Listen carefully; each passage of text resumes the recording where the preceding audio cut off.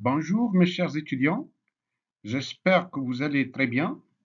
Dans cette séquence de vidéos, on va étudier le chapitre 7 qui s'intitule Normalisation d'un schéma de base de données.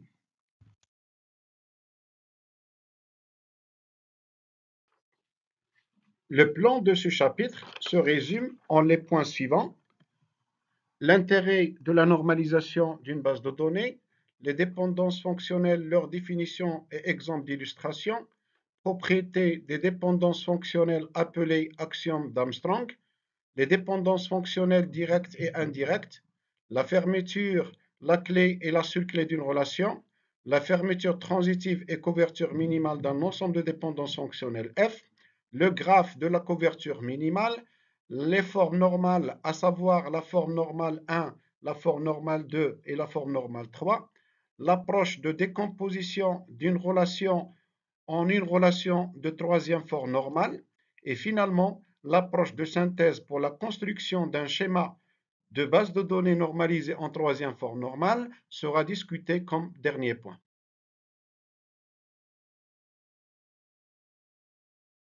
Pourquoi normaliser?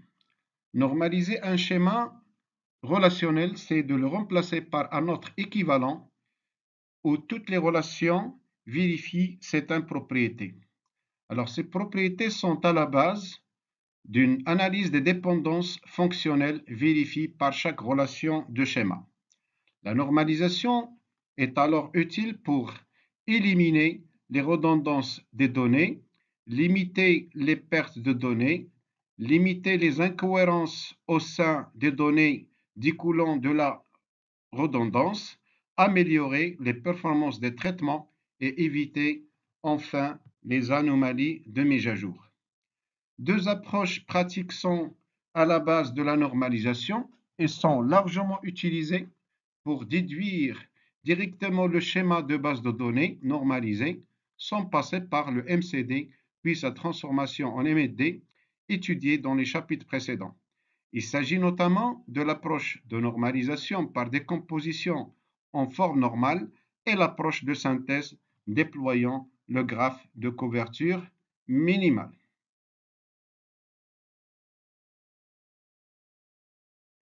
Voyons un exemple illustrant la redondance des données et ses conséquences négatives sur les opérations de mise à jour. Nous considérons ici un exemple de la relation fournisseur qui traduit le fait qu'un fournisseur peut fournir plusieurs produits.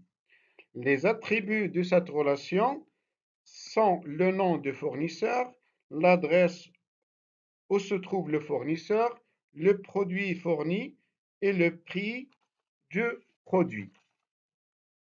Comme vous pouvez le remarquer, les redondances contenues dans cette relation sont l'adresse du fournisseur et le prix des produits. En effet, par exemple, le fournisseur s'appelant Hellel, il fournit 3 produits et du coup, son adresse est répétée plusieurs fois. De même, pour les produits 1 et 2 sont fournis par plusieurs fournisseurs et leur prix est également répété plusieurs fois.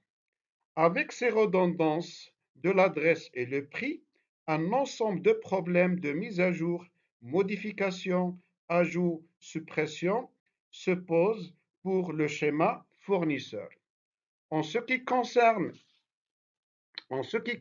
la modification, si on souhaite modifier par exemple l'adresse d'un fournisseur, l'exemple de Hellel qui va déménager par exemple de Taza à Fès, donc il faudra alors modifier donc toutes les répétitions de Taza pour l'adresse de Hellel.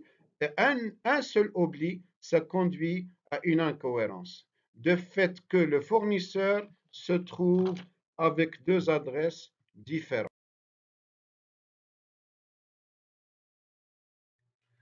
Voyons maintenant ce qui se pose comme anomalie de la redondance de l'adresse pour les opérations de mise à jour, ajout et suppression.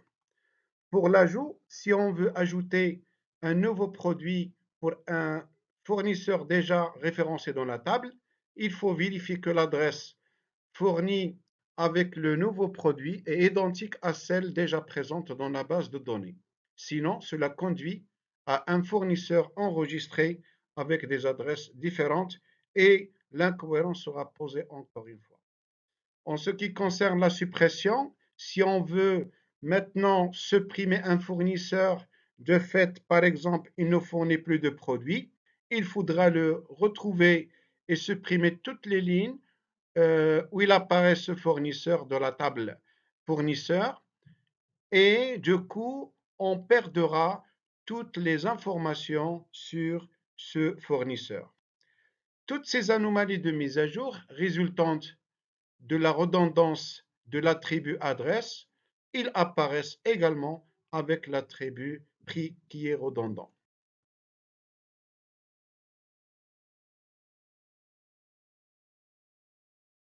Les inconvénients sont résultats de la redondance, en plus des anomalies de mise à jour et l'incohérence. Notamment, c'est la dégradation des performances des traitements. En termes du temps d'exécution, en effet, pendant les opérations de mise à jour d'une donnée redondante, on est obligé, pour ne pas voir l'incohérence, de mettre à jour toutes les occurrences de cette donnée, ce qui prend visiblement plus de temps. En plus, la redondance des données nécessite plus de mémoire de stockage. La même donnée est mémorisée inutilement plusieurs fois. La question qui se pose, c'est comment peut-on éliminer alors les redondances dans un schéma de base de données? Il existe deux solutions. La première solution consiste à utiliser une modélisation par entité-association, ce qui est déjà étudié dans les chapitres 5 et 6. Et la deuxième solution consiste à utiliser la normalisation d'un schéma de base de données étudié dans ce chapitre 7 en cours.